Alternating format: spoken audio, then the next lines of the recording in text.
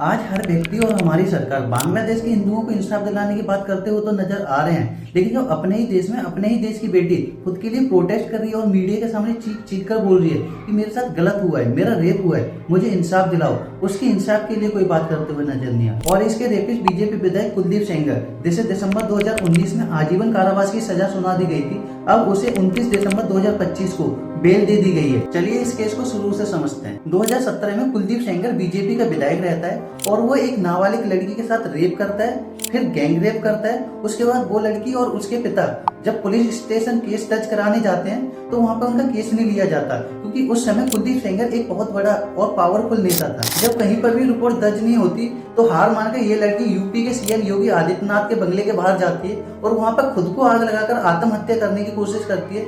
जब जाके कहीं ये मामला मीडिया के सामने आता है, उसके बाद एफआईआर दर्ज की जाती है। इसके बाद लड़की और उसके परिवार के लिए परेशानियां और बढ़ जाती हैं। कुलदीप सेंगर का भाई आता है और लड़की के पिता को बीच चौराहे पर मारता है। उसके बाद कहीं जाकर पुलिस आती है।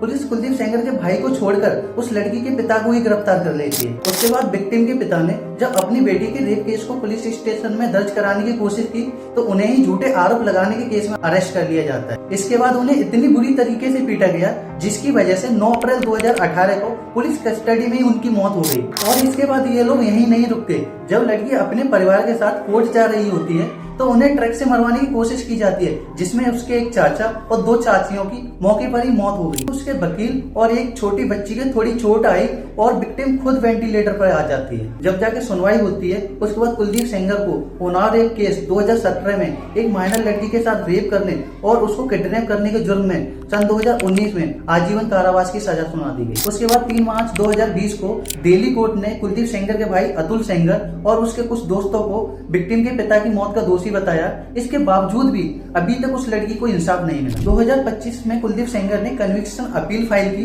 परंतु अब तक भी इसे रिहा नहीं किया गया, क्योंकि विक्टिम के पिता की मौत के कारण इसे 10 साल की सजा और भी सुनाई गई थी। परंतु 23 दिसंबर 2025 को दिल्ली हाई कोर्ट ने उसके आजीवन कारावास केस को टेम्पररी सस्पेंड कर दिया और उसे कंडीशनल बेल दे। जब उसे बेल मिल जाती है तो वो लड़की इंडिया गेट के सामने बैठकर धरना देती है, परंतु उसे पुलिस कर्मियों द्वारा वहां से उठाकर बाहर फेंक दिया जाता है। हमारे देश में अधिकतर विक्टिमों को मार दिया जाता है और किसी तरीके से जब कोई विक्टिम बच जाता है तो उसकी हमारी सरकार कोई सुनवाई नहीं करती। सोचिए हमारे देश की क्या हालत है। वो लड़की बार बार मीडिया के सामने आकर कहती है कि मेरा रेप हुआ है, मेरे साथ गलत हुआ है, उसे मत जमानत दो, उसको मत बेल दो, वो पहले ही मेरे आधे परिवार को मार चुका है और अब वो मुझे भी मार देगा, मुझे नहीं छोड़ेगा।